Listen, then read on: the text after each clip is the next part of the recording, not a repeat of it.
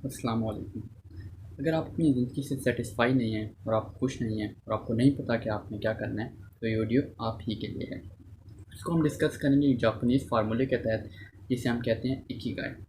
Ikigai का मतलब ये होता है कि आप ज़िंदगी में करना क्या चाहते हैं। What is your reason for being in the life. अब इकिगाई बेसिकली एक फार्मूला जापानीज़ का है।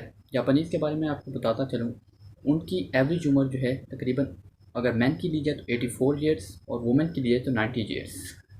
जबकि पाकिस्तान में अगर एवरेज ईयर आप देखें तो 60 ईयर है।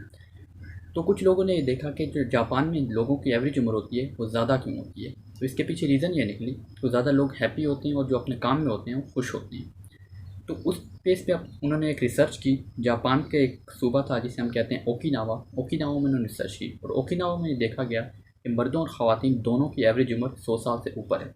तो उसके बाद उन्होंने एक फार्मूला निकाला जिसे हम इकिगाई कहते हैं। अब इकिगाई है क्या चीज़।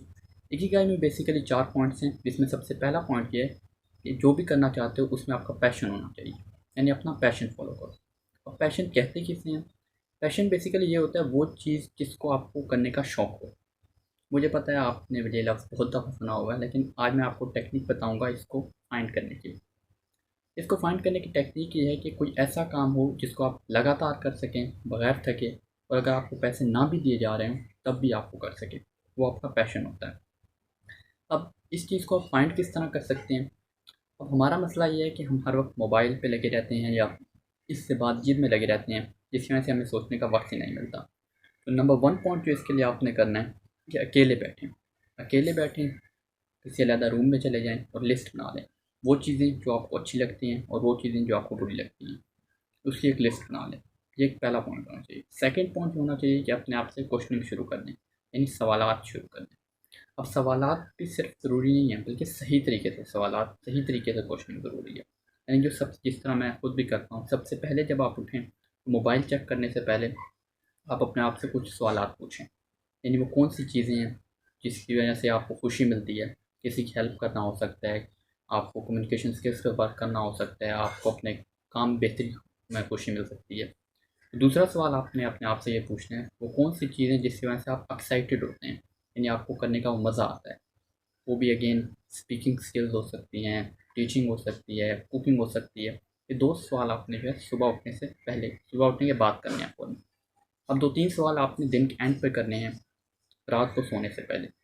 वो कौन से सवाल हैं कि आपने पूरे दिन में क्या किया, कौन कौन सी गलती हुई, कहाँ कहाँ आपने टाइम वेस्ट किया जो नहीं करना चाहिए था, कौन कौन से काम आपने नहीं किए। पहला ये सवाल होना चाहिए। दूसरा सवाल ये होना चाहिए कि आज दिन में आपको कौन कौन से फ़वाइद हासिल हुए, जिसका करने का आपको फ़ायदा हुआ, जो फ्यूचर में आपने इन्वेस्ट किया। ये दूसरा सवाल होना चाहिए। तीसरा सवाल होना चाहिए अगले दिन की प्लानिंग, क्या आपने अगले दिन की प्लानिंग करनी चाहिए।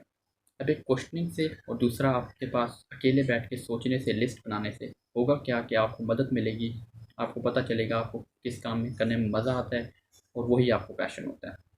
अब जो दूसरा स्टेप है, जो दूसरा रूल वो बताते हैं, वो कोई ऐसा काम होना चाहिए जो आपको आता हो, जिसकी आप में स्किल्स हो, वो आपको काम करना चाहिए। अब स्किल कुछ भी हो सकती है। आप स्किल से, यानी कि वो नहीं होती जो प्रोफेशन होता है। स्किल में भी जो कुकिंग होती है वो भी स्किल है, जो टीचिंग होती है वो भी स्किल है, कम्युनिकेशन स्किल ये भी स्किल है। आजकल लाइफ ट्रेनिंग जो कोचेज़ होते हैं, it's an also skill. Engineer doctor की तरफ जो होते हैं वो बहुत ज़्यादा लोग होते हैं, लेकिन इन चीज़ों की तरफ लोग कम होते हैं। तो आप अपनी स्किल्स अचीव करनी है। अब स्किल ज़रूरी नहीं है कि आपके पास पहले से हो। अगर आपका कोई पैशन है, जिस तरह से let's say life training coach आपने बनना है, तो उसके लिए आपको कम्युनिकेशन और स्पीकिंग स्किल्स चाहिए। आपको थोड़ी बहुत डेवलप है, आप इंग्लिश नहीं बोल सकते तो आप उसको डेवलप कर सकते हैं। ये दूसरा रूल था। अब तीसरा रूल ये था कि कोई ऐसी चीज़ होनी चाहिए जिसके ज़रिए आप अर्न कर सकें। क्योंकि अगर आपको पैशन भी है लेकिन आप उससे अर्न नहीं कर सकते, तो इट मीन्स वो आपका वेस्टेड है। अब जिस तरह से आप कह सकते हैं लाइफ ट्रेनिंग कोचेज़ अगर आप बनना चाहते हैं, स्पीकिंग में आपका इंटरेस्ट है, तो आप अपना यूट्यूब चैनल वगैरह खोल सकते हैं। तो उससे फिर आप अर्न भी कर सकते हैं। आपका टीचिंग में इंटरेस्ट है, कोचिंग में इंटरेस्ट है, आप ट्यूशन पहले खोल सकते हैं, उसको आहिस्ता आहिस्ता आप अकेडमी में कन्वर्ट कर सकते हैं। बहुत से लोगों ने ऐसा किया। आपका आईटी में इंटरेस्ट है, ग्राफिक डिज़ाइनिंग में इंटरेस्ट है, उसको स्किल्स को आप डेवलप करके आप ऑनलाइन कमा सकते हैं। ये भी एक है। अगर आपका कुकिंग में इंटरेस्ट है, बहुत से लोगों का कुकिंग में इंटरेस्ट होता है, तो इसकी भी आप कुकिंग की वीडियोज़ अपलोड कर सकते हैं। आप डिफरेंट जो होटल्स वगैरह हैं उनको खाना सप्लाई कर सकते हैं। It's an skill. ऐसी स्किल होनी चाहिए जिसके ज़रिए आप कमा सकें। अब चौथी बात ये होनी चाहिए, वो कुछ ऐसा होना चाहिए जिसके दुनिया को ज़रूरत हो। एंड आजकल देखा जाए तो आईटी की बहुत डिमांड है, ग्राफिक डिज़ाइनिंग की, वीडियो एडिटिंग स्किल्स की। तो आपको इसकी तरफ अगर आपका शौक है तो आप जा सकते हैं। या लाइफ ट्रेनिंग कोचेस की बहुत डिमांड है, क्योंकि समझाने वाले बहुत ही कम हैं। क्योंकि लोग जो हैं इल्म अपने पास रखते हैं, वो समझाते नहीं हैं। तो वो लोग जो अपना एक्सपीरियंस नीचे जूनियर्स को ट्रांसफ़र कर रहे होते हैं, उनकी बहुत डिमांड है, आप उससे कर सकते हैं।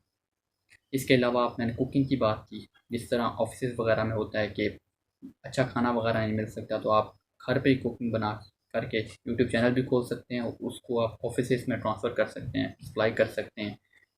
इसके अलावा बहुत सी डिमांड वगैरह है। अगर आपको फैशन डिज़ाइनिंग का शौक़ है, वो भी आप घर पे ही कर सकते हैं और डिफरेंट मार्केट्स वगैरह में वो सप्लाई कर सकते हैं। उसके बाद आप अपनी मार्केट वगैरह बना सकते हैं। तो इट्स बेसिकली 4 थिंग्स। एंड सबसे पहले आपको अपना पैशन डेवलप करना है, वो आप साइलेंस में रहकर कर सकते हैं, उसकी लिस्ट बनाएं, सही तौर पर कुछ नहीं करें। अब सेकंड पॉइंट जो होना चाहिए वो कैसे ऐसी चीज़ होनी चाहिए जिसमें आपको स्किल्स हों, उसको स्किल को डेवलप करें।